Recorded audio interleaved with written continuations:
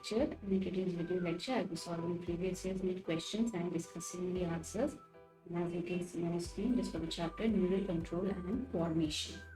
Okay, and we are in part 4 of the series. So you haven't watched part 1 to 3, then please do so. Okay, let's begin then. Okay, so question number 1.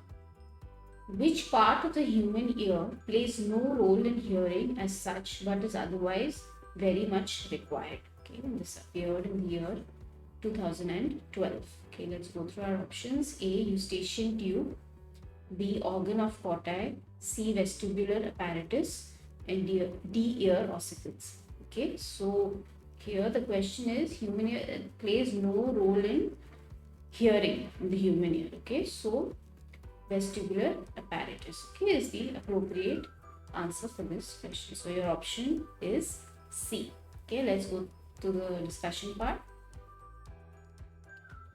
I think I've already discussed vestibular apparatus before, right, in part 3. So it's a sensory organ, okay, for detecting sensations in equilibrium. So if you are sitting or you're lying down or you're running or jumping, it senses your position, okay, so it maintains a balance. So the membranous labyrinth is the functional part of the apparatus and consists of cochlea, semicircular canals, ventricle and saccule. So the macula is a sensory receptors of the ventricle, okay, and determines the orientation of the head in upright position, and the macula of the saccule determines the orientation of the head in the lying down position. Okay, so their stationary position, whether you're sitting upright now or you're lying down on your bed, the saccule and the ventricle determine that. So the movement of the endolymph in the semicircular canals causes the activation of ampulla and in turn the crista ampullaris, okay, which is the sensory I don't know why I'm fumbling today. Sensory receptors of the semicircular canal, okay, and this depolarizes or hyperpolarizes the nerves in the hair cells, okay, and this sends a signal to the CNS determining the change in rotation of the head and the rate of change. Okay, so when you are doing some physical activity like running or jumping, okay, so the semicircular canals help in determining the orientation of your position.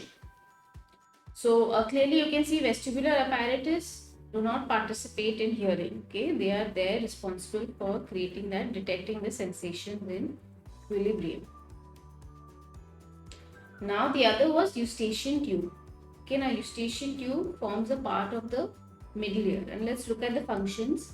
It protects the middle ear from pathogens. It ventilates the middle ear, which helps in keeping the air pressure equal on either side of the eardrum to enable them to vibrate properly. Okay, so this also does not directly help in hearing, but since it helps in creating that pressure so that the eardrum also vibrates properly, it is an indirect function. But if you go through our option, then vestibular apparatus is the appropriate option. So usually when you are looking at NEET questions, when you have ABCD options and MCQs, you're always looking for the appropriate answer, okay, to the question. So clearly in that, vestibular apparatus was the appropriate answer for that question.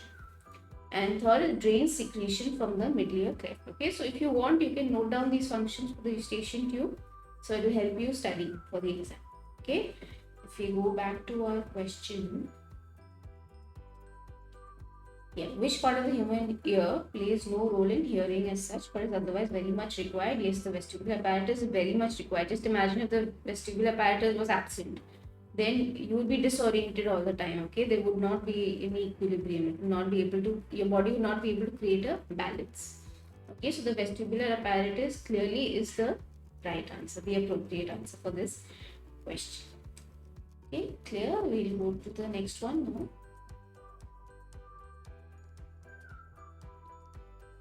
Okay, so question number 2. Select the answer with correct matching of the structure, its location and function. Okay, so you have our options A, B, C and D. Let's go through them. Okay, so you have Eustachian tube, anterior part of internal ear. Clearly that's incorrect. So A is out. Cerebellum, midbrain, no. cerebellum is part of the hindbrain. C. Hypothalamus, forebrain, controls body temperature, urge for eating and drinking. Yes. D. Blind spot, near the place where optic nerve leaves the eye, rods and bones are present but inactive here. No, D is also incorrect. This appeared in Main's 2010. Okay, so your answer is clearly C. Okay, very direct. If you knew what hypothalamus, I think we discussed this multiple times in this series. I think part 2 and part 3, both of them I have given detailed functions of hypothalamus. So there's no way that you could go wrong, okay, if you knew that. Let's go to the discussion. So hypothalamus forms a part of the forebrain and is concerned with the regulation of body temperature and the urge for eating and drinking. These are only 2 of the functions, okay? There are other functions too which I have already discussed. So regulation of body temperature, the preoptic area of anterior hypothalamus, okay? Anterior hypothalamus is responsible for regulation of body temperature. This could be a potential MCQ, okay? NEET is responsible for thermoregulation, and there are large numbers of heat sensitive neurons and about 1/3 of cold sensitive neurons, okay, in that area. So these neurons are known to function as temperature sensitive neurons. So now when the preoptic area is heated, okay, the skin breaks into sweat and the blood vessels dilate and any excess body heat production is inhibited, okay. So this is just one way of how the body regulates heat, okay, temperature. Now, gastrointestinal and feeding regulation is also another function, okay, where the urge for eating and drinking is controlled. So, the center that causes desire for hunger is located in the lateral hypothalamic area, okay, and ventromedial nuclei contains the satiety center, okay. So, there's a hunger center, there's a satiety center. So, when an animal or the person is feeling hungry, we generally look out for food. Okay, so there's an indicator in the brain which says that now it's time to eat. The satiety center also, where you've eaten enough food and you don't want to eat any more food, you feel indifferent towards it. So that's satiety. Okay, so that is also present in the hypothalamus. Clear? Go back to the question. Yeah. So it's pretty clear. Answer C over here. Hypothalamus, forebrain, controls body temperature, urge for eating and drinking. Let's move on to the next question. Okay, so question number 3. Which one of the following pairs of structure is correctly matched with that correct description? This appeared in Main's 2010. A. Tibia and fibula, both form parts of the knee joint. B. Cartilage and cornea, no blood supply but do require oxygen for respiratory need. C. Shoulder joint and elbow joint, ball and socket type of joint. D. Premolars and molars, 20 in all and 3 rooted. So, tibia and fibula both form parts of the knee joint. No, that's incorrect.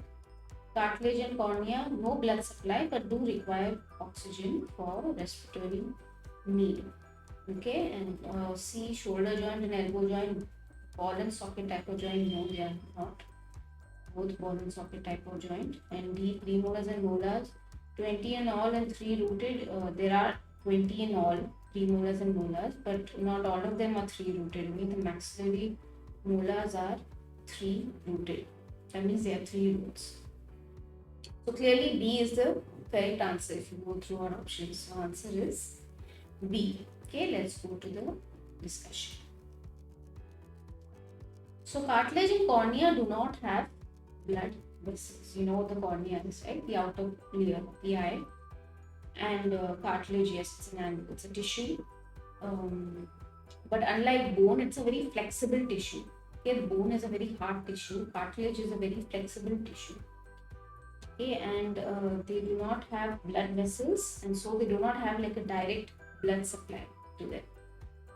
Okay, so the cartilage receives, obviously cartilage has cells in them, right? And they need nutrients, they need oxygen for their survival. Otherwise the cells will begin to die, right? So how do the nutrients and oxygen reach there? Okay, so they reach there via their diffusion through the aqueous phase of gel-like matrix to reach the cells. Okay, so the cartilage has an aqueous jelly-like structure, okay? and so the nutrients and the oxygens are managed to diffuse through that and reach the cells. Similarly, the waste products are also removed from there, okay, in the same manner. This is for cartilage. For cornea, it receives its nutrients from the vessels around its periphery and also obtains oxygen from air. Okay, so there are blood vessels around the periphery from which it receives its nutrients. Also, cornea is exposed to air, so it receives oxygen from there. Okay, so that's how cartilage and cornea suffer.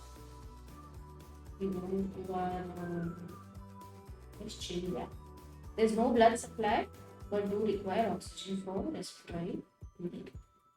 Okay, so this is clearly the right answer amongst the options available.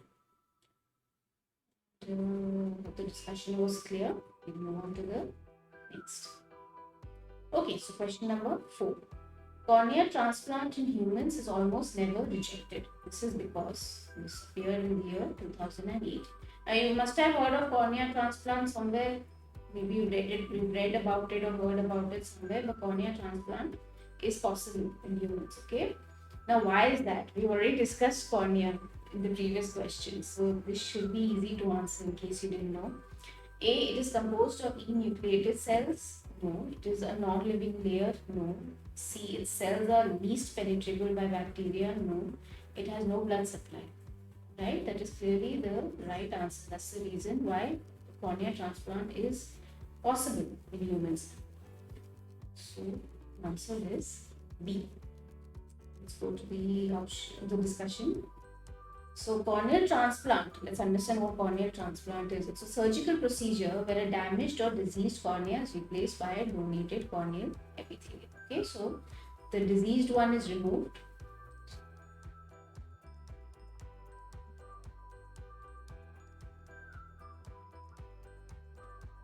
Diseased cornea is removed and it's replaced by a donated normal corneal epithelium, okay, via surgical procedure. That's how it is performed. Now, the cornea does not contain any blood vessels, and hence there is no direct blood supply to it. Okay, so it's easy for corneal transplant to take place. Now, why is that? Okay, since corneal transplant does not have any direct blood supply, right? So, or does not contain any blood vessels, so there is no need for blood typing. Okay, remember we've studied or you will study human health and disease also when there's organ transplant taking place. You have to match the blood type, right? You have to match the blood type, and HLA typing is also important.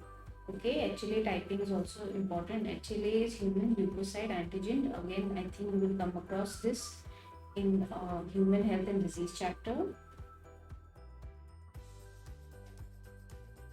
Okay. So whenever organ transplants are done, this matching has to take place. Okay, before organ transplant is done, you have to find the appropriate donor for you. Right? You can't just take anybody's kidney or liver and transplant it into your body. Okay, because it will react very badly if there are other from a inappropriate donor. Now, why is that? Because HLA typing is necessary. HLA typing are antigens. Okay, they are antigens of your own body. So if you put in somebody else's organ into yours, like a kidney or a liver, and it does not match with you, then the immune cells begin to react. Okay, they look at it as an outsider and they'll immediately start attacking that. Okay, for example, you have taken a kidney from some random person and put it into you, right? But you've not done any HLA typing. You don't know how much has matched. You try to find the closest possible donor, okay, which matches with your antigen, right? But you are not, and you just put in some random person's kidney into yours. Now the immune cells will activate, okay, and they'll see, okay, now this is not ours. This is not our antigen for sure. This is some outsider that has entered our body. So it'll try to protect you. It'll try to protect you, and then they'll start attacking the donor kidney. Okay, but for cornea, there is no such problem like that because it does not have any blood vessels, does not have any blood supply and all coming in. Okay, so you just take in any healthy corneal epithelium and put it there, it will not react much. You will not hardly find any reaction towards that transplant. So that is why it is an easy transplant to do. It's a very successful transplant also to do for many individuals. Have patients have been helped through that. So it is a less complicated procedure as compared to when you are donating or you are transplanting an organ such as liver or kidneys, like that. You have to look for the closest possible HLA matching to your body, okay, to your system. You will find an appropriate donor to that. Only then you can carry on with the process of transplanting that actual organ into your body. If you don't do all this blood typing also you take somebody else's thing and do it, then also it is like blood transfusions also, many accidents happen because of that, okay, when you've not done a proper testing on the blood type.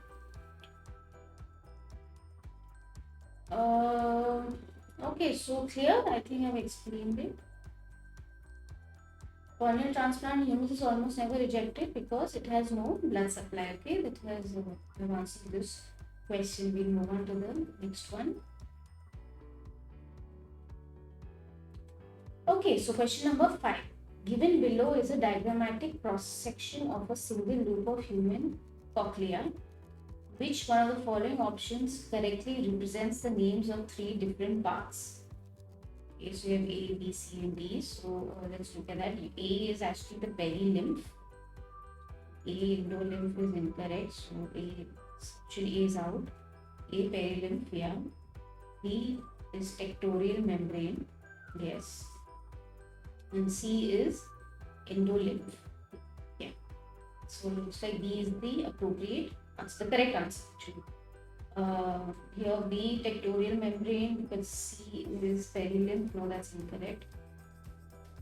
Here C is endolymph. Okay, D sensory hair cells. A serum. No, that's incorrect. This appeared in the year 2008. So your answer is B. Okay, let's go to the discussion. Okay, so you have your discussion here. You have a diagram from NCRT.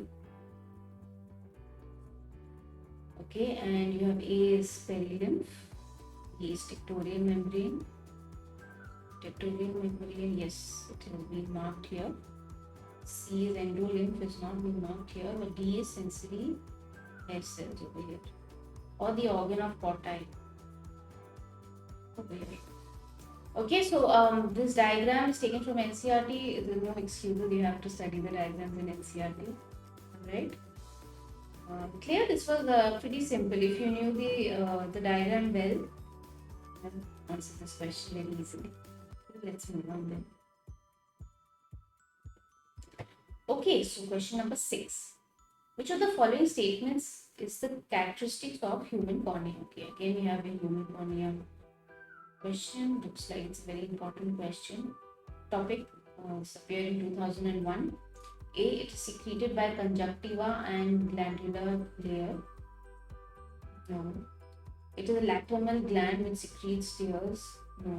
C, blood circulation absent in cornea. Yes.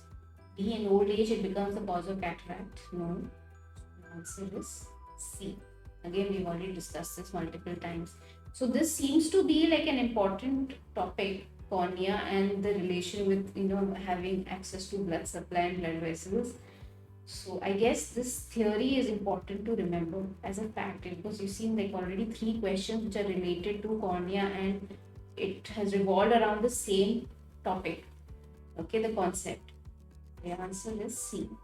So I would suggest you write it down in your notebook because it seems like an important part. So blood vessels are absent in cornea, which answers our question.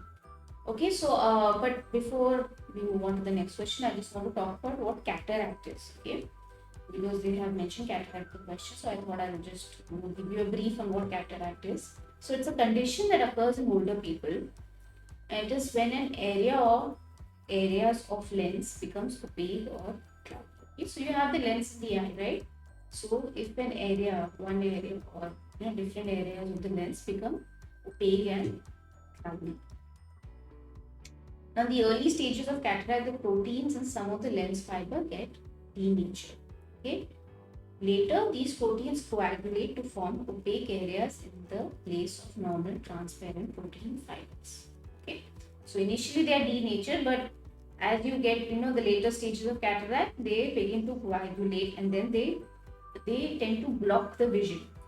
Okay, so you cannot see clearly. The patient cannot see very clearly, obviously, because the lens is being blocked by those coagulated proteins, okay, in place of the normal transparent lens fiber, the protein fibers in the lens. Okay, so now how do you fix that? So cataract surgery is performed, the lens is removed, okay, and a powerful convex lens is placed in front of the eyeball. So that is one option, that's one solution. But the lens is definitely removed. So in place of that, they'll put a powerful convex lens in front of your eyes so you can see.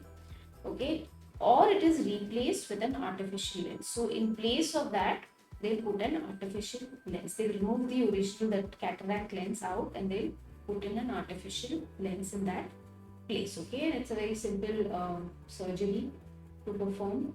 It's quickly done nowadays with the technology that exists in the medical field. So I thought I'd just give you a brief on what cataract means. Okay, so it has nothing to do with cornea. Okay, so that was but it does occur in older people. It has nothing to do with cornea. Okay, so clearly, yeah, in this question, if you see, C is the appropriate answer. Okay, clear, simple. Let's move on. Okay, so question number 7. In the chemistry of vision in mammals, the photosensitive substance is called, here 97, it's a pretty old question. So seems pretty direct. A, rhodopsin, B, melanin, C, sclerotin, and D, retinol. Clearly it is A, rhodopsin. Okay. Answer is A. Okay, so photosensitive substance is called rhodopsin. Yeah. Rhodopsin is the photosensitive substance in mammals. We already discussed in part 3, discussed rhodopsin and how it works, right? It's made up of rhodopsin plus retinol. Okay, and it's 11 cis retinol. Also, it's either called retinine. Okay, 11 cis retinol or retinine. Okay, it's not retinol. Okay, retinol, it is converted to retinol later on, but it exists in the form of retinol. Okay, but to answer your question, the photosensitive substance is called rhodopsin. Please don't get confused with retinol. Okay, because I know we tend to get confused with that word, but it's rhodopsin. Okay, so question number 8. Light rays entering the eye is controlled by, it's appeared in 1993, an old question. Light rays entering the eye is controlled by A, pupil, B, iris, C, cornea, and D, lens. So it is controlled by A, pupil. That's the appropriate answer for this question. Answer is A. Let's go to the discussion. So the ciliary body itself continues to move forward to form iris. Okay, that's theory, we know that.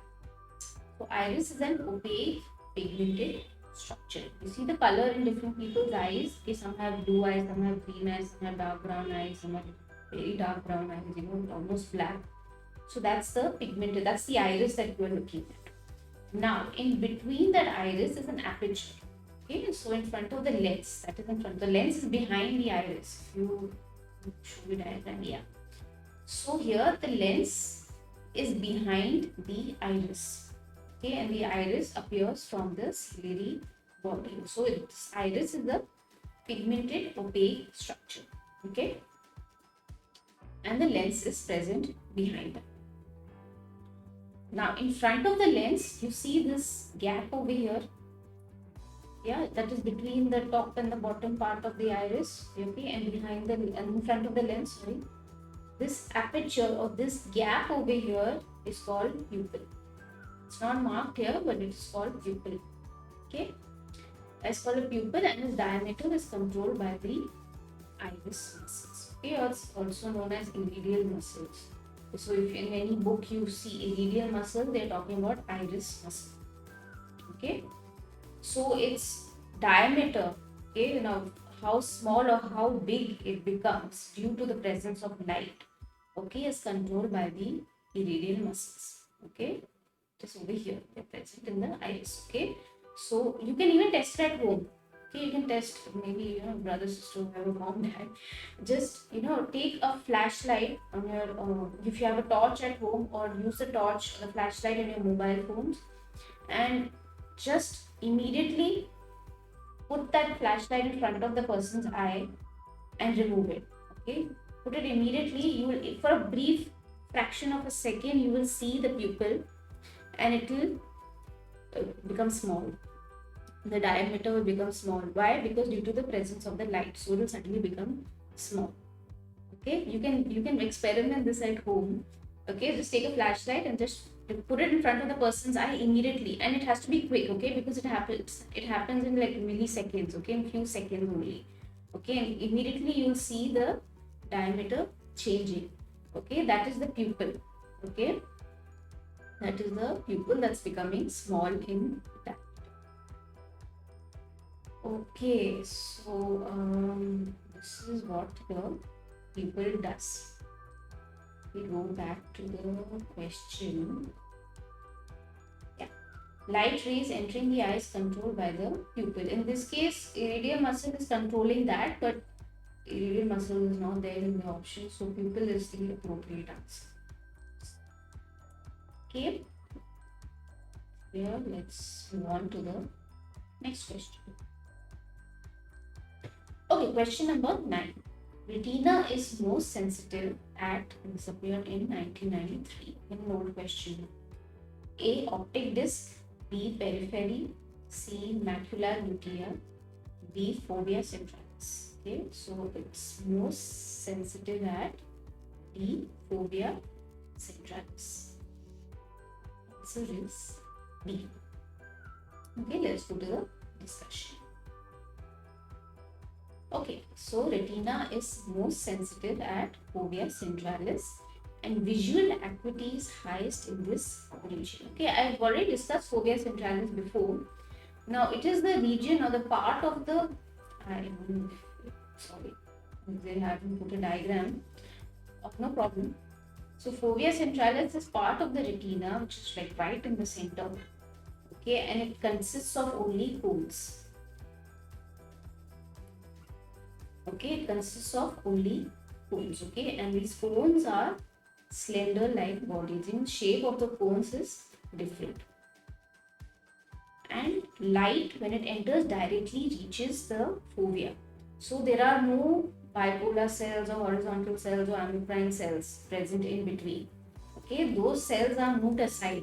So direct access is there for light to reach the fovea centralis, and the cones get activated over there. Right? Now when they say visual acuity, now if you read NCERT, they have said visual acuity as resolution in bracket. Now what does that mean? What does resolution mean? So now let's say if you are looking at a particular object, and you have 2 points that you can see here, right?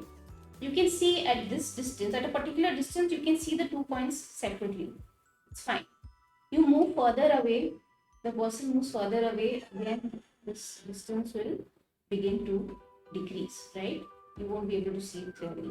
Again, you move further away, again it will appear even more closer. Maybe your visual acuity or your vision is not very clear at this particular distance. Okay, at one point, these 2 points will appear as 1 point, right? These 2 points will appear as 1 point. Okay, so that is what resolution means. Okay, at what point you can see those 2 points separately. Okay, and as you move further away from that point, it will just appear as 1 point. That means your vision is weak at that point, at that distance. Okay, from this object. So that is what resolution is. Okay, Now, visual acuity is highest in that fovea centralis region. Okay. Now, another point for fovea centralis is that you can even try this at home. Like, just place 2-3 objects around you. You have, let's say, a bottle over here. Okay, you have a bottle of water over here. Yeah, maybe a photo frame here. Okay, you have a stack of books over here. Let's see. Now you focus your vision on the bottle in front of you. Okay, focus that vision of the bottle in front of you. Okay, now when you're focused on the bottle, all you can see is the bottle very clearly, but the photo frame and the books around you appear blurry, right? And why is that? Because the image of the bottle is falling right on the fovea. And those photo frame, the image of the photo frame and the stack of books are on the peripheral region. Moreover, the nerve that goes to the visual cortex in the brain, the image of the fovea centralis, the image that falls on the fovea centralis occupies a very large portion in the visual cortex of the brain. Right? You have the visual cortex in the brain which deciphers the image that you are seeing, right? So fovea centralis has a very large portion in that visual cortex of the brain. Right? You can try this at home and you notice it yourself. Like, just place an object in front of you and place other objects around it and just focus on one object. Obviously, you can see that particular object very clearly, but the others are blurry. They don't come into focus. Right? That's because they are formed on the periphery region and this is falling right on the fovea. So visual acuity is very good. And that the resolution is very good at that region. Okay, so visual acuity is highest in the region. So yeah, I've answered this question. Retina is most sensitive at its centralis. That was the answer to your question. Right? That is the appropriate answer. So most not sensitive at periphery. Okay, so it is really the right answer. Okay, so let's move on then. Okay, so question number 10. Function of iris is to 1993. A. Move lens forward and backward. B. Refract light rays. C. Bring about movements of eyelids. B. Alter the size of pupil. Okay, we already discussed this. Function of iris is to alter the size of pupil. Okay, so your answer is D. We just discussed this in the previous question. So iris muscles, or the iridial muscles. Okay, they control the aperture size of pupil. Okay, so this is the pupil, this gap over here. Okay, the aperture, okay, is known as pupil. Okay, and the iris muscles control that. Okay, diameter. So we discussed this. Pretty easy question, direct question. Function of iris, just ask that. So what is the size of? Okay, so let's move on then. Okay, question number 11. Iris is part of, somewhere in 1993, A. Sclerotic, B. Choroid, C. Choroid and retina, D. Sclerotic and choroid. Okay, so iris is part of choroid. Okay, so your answer is B. It's important that you learn the anatomy of the eye very well. Okay, whatever written in NCERT is very important. Please study that. So the anterior part of choroid is ciliary body, and the ciliary body continues forward to form a pigmented and opaque structure called iris. Okay, so seeing you're familiar with this diagram by now. Okay, it's taken from NCERT, so you do know this, right? So you have the ciliary body over here. It is coming from this. The choroid is between this area, the white portion over here. Moving forward from ciliary body, and the ciliary body forms the iris. Okay. Yeah. Right, iris is part of choroid. Let's move on then.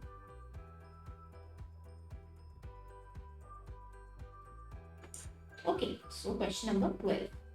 Sensitive pigmented layer of eye is, it's in 1989. It's a very old question. A. Cornea, B. Retina, C. Sclerotic, and D. Iris. Okay, so sensitive pigmented layer of eye is B. Retina. Clear? So answer is B. Okay, it's a there is pigmented layer present in retina. It's a sensitive area. Yes, there are so sensory cells present over there, neuronal cells present over there, which pass on impulses. So the sensitive pigmented layer of eye is retina. Okay, so yeah.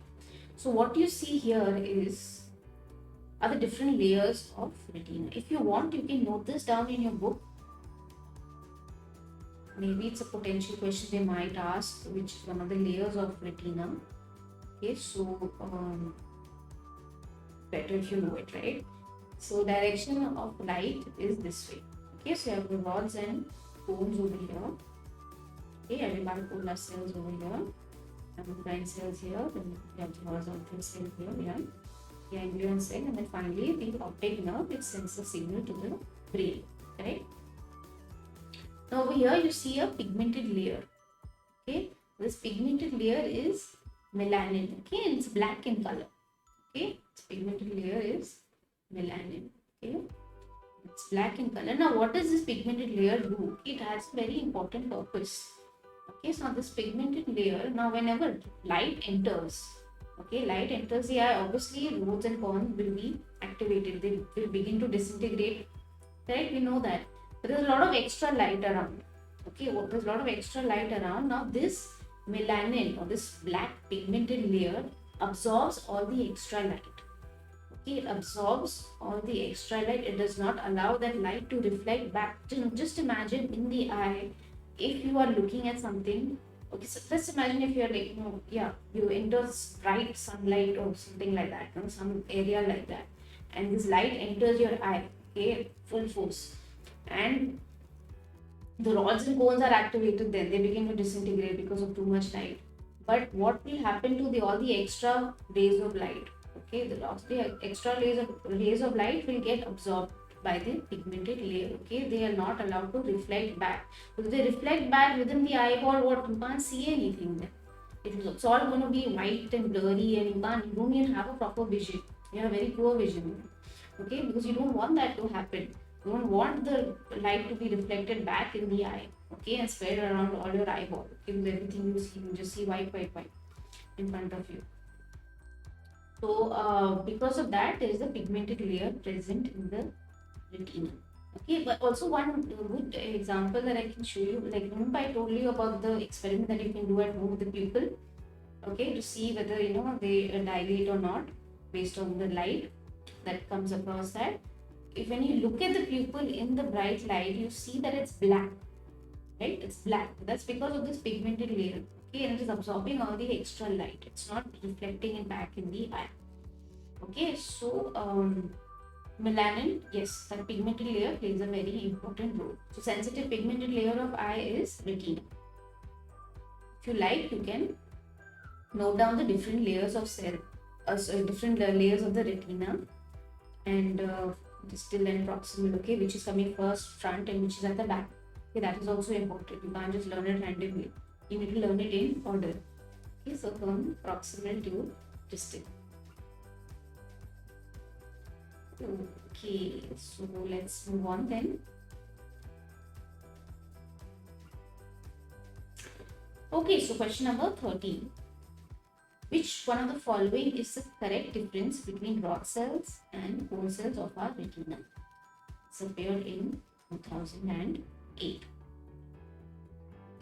Okay, so you have A, B, C, and D. A, overall function, rod cell vision in poor light, cone cells color vision and detailed vision in bright light. Yes, that is the overall function. B, distribution, more concentration, central retina, evenly distributed all over retina. It's incorrect. C, visual acuity, high in rod cells, cone cells, it's low. It's correct. D, visual pigment contained iodopsin. No, that's the other way around. So clearly A, the overall function is the correct That's it. Okay, let's go to the discussion. Okay, so I made a table here. It's the same table that was part of the question. So overall vision and overall function, rod cells, they are vision in poor light and helpful in vision in poor light, and for bone cell, color and detailed vision in bright light. Distribution distributed around the periphery of retina. This is more constant in the center of retina, the fovea central. I've already spoke about that. Visual acuity is low in rod cells. Visual acuity is high in bone cells. Visual pigment rhodopsin, and in bone cells iodopsin. Okay. Now a photopsin, we usually say photopsin. A photopsin is a class of photoreceptor cells, but now iodopsin is the equivalent of rhodopsin in rods. Okay, so when you say bone cells, we say iodopsin. You can study that as a fact, okay, in case they ever ask you. Alright, pretty direct question. There was no problem. I think we've already discussed all of this, right? In the previous lectures also and in this lecture also. So, I guess it's not much of discussion. We'll move on then. Okay, so question number 14. Women's glands are located in the next 7. A. Anterior pituitary. B. Female reproductive system of cockroach. C. Olfactory epithelium of our nose. D. Proximal end of uriniferous tubules. Okay. So women's glands are located in the olfactory epithelium of our nose. Please don't confuse this with Bowman's capsule. Okay. So this C. Bowman's capsule. Want to study more? Please check out my lectures on excretory system. Okay. Let's go to the discussion. Okay, so here you have a diagram of the olfactory system. Okay, and here you have Bowman's glands. Okay, in case you are curious, I've taken this diagram from Guyton's textbook of medical physiology. And Bowman's glands are present in the olfactory epithelium of the nose, and they are responsible for secreting mucus in the olfactory epithelium. Okay, so you have this mucus layer here, this black line here that you can see, and you have the Bowman's glands over here. Okay, and they secrete mucus. That's their job. Okay. Clear direct question, direct answer. Yeah. Bowman's glands are located in the olfactory epithelium of our nose. Okay, I think we can move on then. Okay, question number 15. Bowman's glands are found in, same question as question number 14. It's appeared in 2006. A. Juxtamedullary nephrons. B. Olfactory epithelium. C. External auditory canal. D. Cortical nephrons only. So Bowman's glands are found in olfactory. Okay. Already discussed this. They secrete mucus. Please don't confuse this with Bowman's capsule. Okay. It's there in nephrons. So Bowman's glands are found in the olfactory epithelium. Sorry. Okay. So the next question. Bowman's glands are found in the olfactory epithelium and they secrete mucus. Okay, I've already put a diagram in the previous question, so you can check it out. Right, same question. Okay, so question number 16.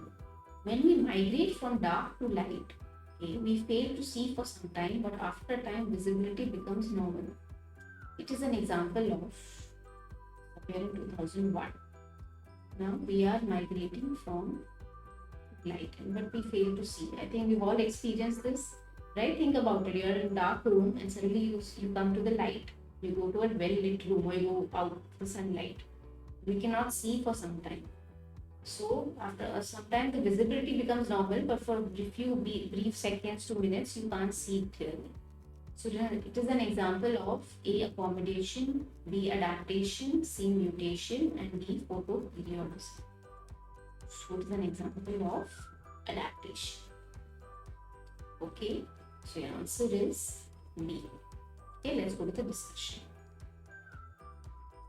Okay, so when we migrate from dark to light, our eyes adapt to the surroundings, and this process takes a few seconds, right?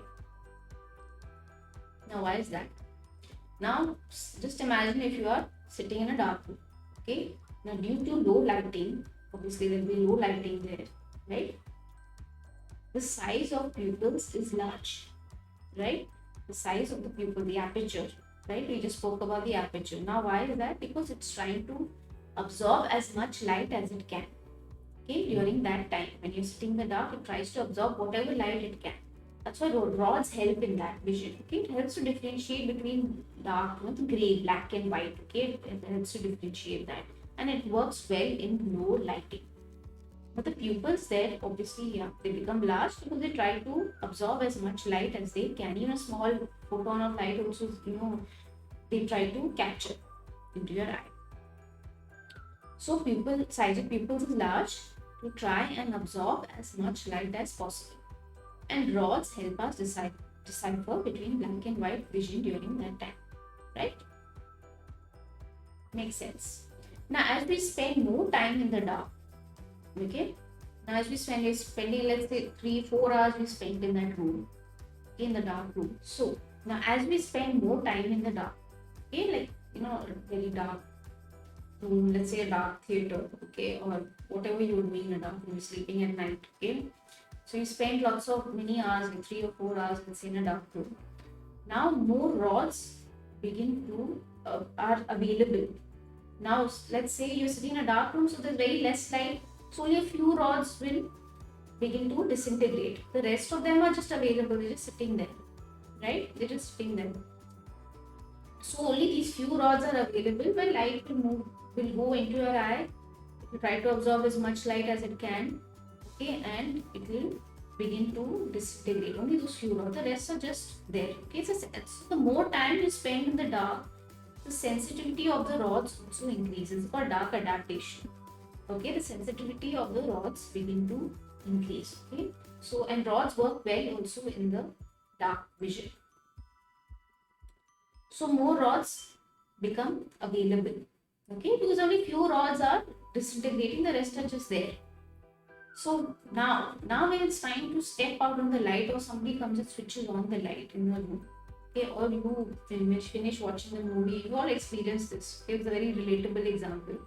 You finish watching the movie, it's time to leave the theater, okay, so you go step outside into the bright sunlight, okay, and you go and step outside in the bright sunlight. Your pupils are already big, right? The pupils in the dark are already big, and you are stepping out with those enlarged pupils, okay, those dilated pupils, okay. You step out. Now suddenly all this light, this bright sunlight is entering your eye at that second, okay, those few seconds, this rush of rays of light entering your eye through this pupil, okay. So what happens? The rods and cones tend to disintegrate immediately, okay. They see this bright light, and rods and cones tend to disintegrate immediately, okay. So then what happens? Usually when we talk about vision, in a vision we are able to differentiate between dark spots and light spots, correct? So that is normal vision, correct? But now in this case, even the dark spots begin to appear bright, okay. Even the dark spots begin to appear bright because of the sudden presence of bright light that is entering your eye, okay. So when we step onto the light, due to a large pupil size, more light enters our eyes, which causes disintegration of large number of rods and even cones, leading to bleaching. Now what is this bleaching? The bleaching is when you are not able to decipher between dark spots and light spots. That's poor vision. That's a maladjustment, a maladaptation of the eye, of the vision. Okay, so usually normal vision you are able to see between dark and bright spots. Now suddenly when there's a rays of light entering your eye, when pupil is already enlarged, it will just suddenly enter, your rods and cones will begin to disintegrate, and everything will just appear bleached, okay, it will just appear white, and you can't see anything. You cannot create any image in your retina, okay, proper image in your retina. So that is poor vision. A good vision is when you are able to decipher between black and dark spots. Oh, sorry, white and dark spots. But a poor vision is where everything is just appearing, the dark spots appear bright. So that is a maladaptation of the vision that happens for a few seconds to a minutes, maybe when you are stepping out into bright light.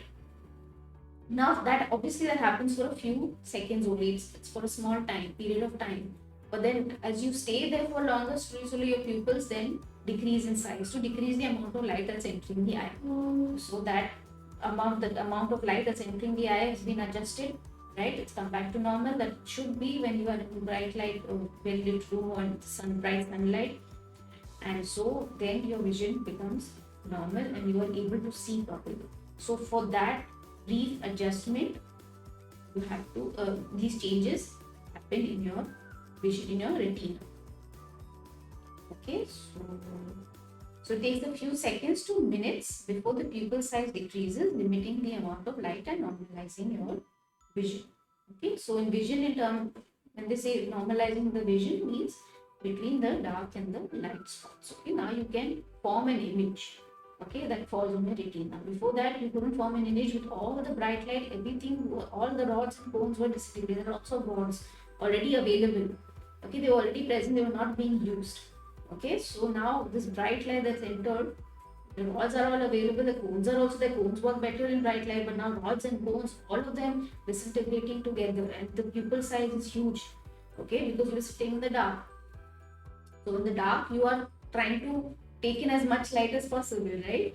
But when you enter the bright light, and you are entering the bright light with that enlarged pupil size, and which ideally shouldn't be. But yes, this takes time for the pupil size to come down to its normal till it can control the amount of light that's entering and your vision becomes normal. And this happens for briefly for a few seconds to minutes, and we've all experienced this, right?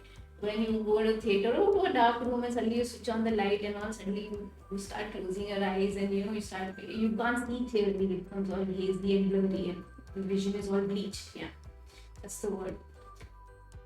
Oh yes, this is what this question, the answer to this question. It's a good question. This deserves a smiley face.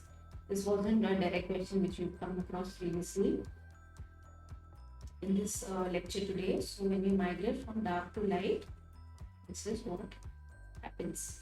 Similarly, conversely, when we go from light to dark, let's say you're in a well-lit room and now suddenly we went to the dark theater and we can't see anything. Obviously, it will take some time again for the pupil size, to enlarge. Your pupil size was small when you were outside in the bright sunlight or in a well-lit room. Now again, you are moving in.